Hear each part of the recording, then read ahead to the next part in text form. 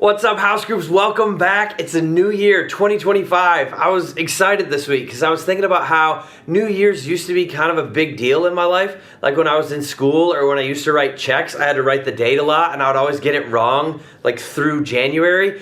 But now I don't write the date down ever in a digitized world, so it's kind of a win. But anyway, new year, new sermon series, Your Red Flag is Showing. We're kicking off 2025 with this series where we're spending some time looking at red flags in our lives that point to stuff going on in our hearts which could derail the year ahead if we're not careful. And this week we kick things off by diving right in and talking about bitterness. This lingering negative feeling we have left by a practical pain that has not yet been properly processed. And the Bible has a lot to say about bitterness because it's a universal human emotion. We've all been hurt by other people, and our open wounds, our practical pain, our like real hurts have not always yet been properly processed, which leaves us in a spot where bitterness can take root in our souls. And when it's in there, it's destructive. Hebrews chapter 12 verses 14 and 15 provide kind of a fascinating look at what bitterness does to the human soul. It says this: "Therefore, strengthen your feeble arms and weak knees. Make level paths for your feet so the lame may not be disabled but rather healed. Make every effort to live in peace with everyone and to be holy. Without holiness, no one will see the Lord. See to it that no one falls short of the grace of God and that no bitter root grows up to cause trouble and defile many."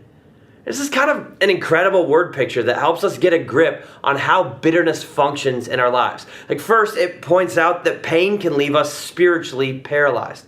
The Greek phrase that's used in there, where it says like that the lame may not be disabled, was a medical term most often used to describe a dislocated joint. I don't know if you guys have ever dislocated a shoulder or even a finger or a toe or anything like that. I've dislocated all of those. Let me tell you from personal experience, the pain is debilitating until that joint gets put back in place. You just like can barely move. And so this verse is saying when we get hurt, our souls are in danger of being crippled because something inside us has been dislocated. It's no longer in the place it was meant to be.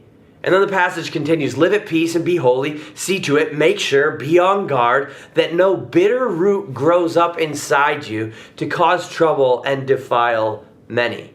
Like bitterness grows in the soul of an injured heart, in the soul or in the soil of pain that hasn't been dealt with. And I love the word picture of a root system. And here's why. I think so many of us, at least if you're anything like me, we want to believe that like, hey, I can hang on to my bitterness. It could be a part of me that I'm not willing to let go of because I just don't want to. I'm not ready yet to let go of my bitterness. But I can hang on to it in a way that doesn't really affect anybody else. This is just my thing. It's just my pain. It's just my righteous anger. It's only between me and the person or the people who hurt me. But what Hebrews tells us is that this bitter root grows up in our lives and causes trouble for many. And that's the writer of Hebrews way of telling us it just isn't true that bitterness can be our own thing. Like, I'm not a horticulturalist. I kill almost everything I've ever tried to plant. But I know this much about roots. They absorb and they store and they grow. And whatever they store, as they grow, they feed. Right? Whatever the roots take in, the plant above the surface gets fed. And the writer of Hebrews is begging us to see here that if we allow roots of bitterness to grow inside our souls, eventually what we're going to feed every single area of our lives, even if we can't see it, and often we can't because bitterness is hard to identify in the mirror, it will poison in big ways and small ways, noticeable and unnoticeable. It will poison our relationships with everyone around us. You guys, this is true for plants and for people.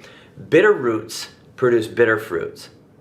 And again, if you're anything like me, there's a voice inside you right now that wants to say, yeah, but not for me.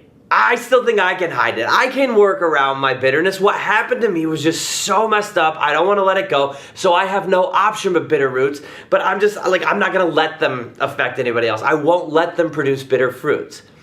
And the thing is, it's right and it's okay for you to be angry about what happened when you got hurt.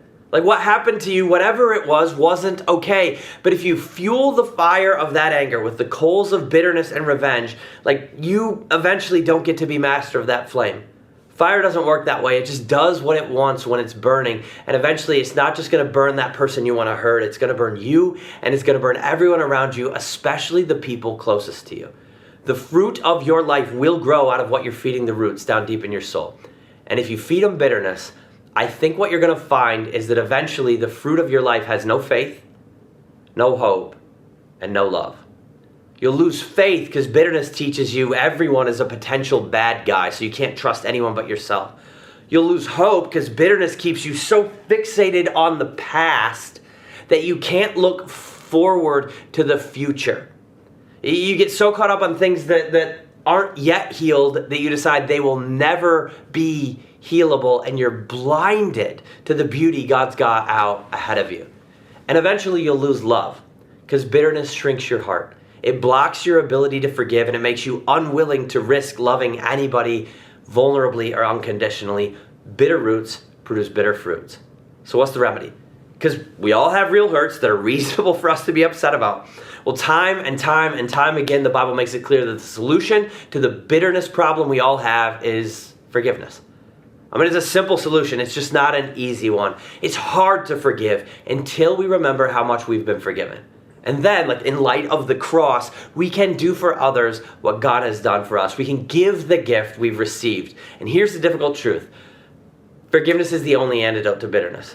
Grace is the only thing we can feed the roots in our souls that makes sure no bitter ones can grow. So you guys, if we don't want to carry around the weight of other people's sin in 2025, if we don't want to be bitter anymore, we have to release bitterness by releasing the debt those people owe us.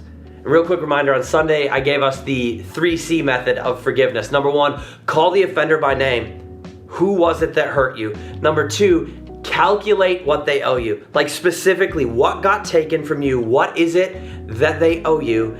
And then number 3, cancel the debt. Decide, like, that person does not owe me anything anymore.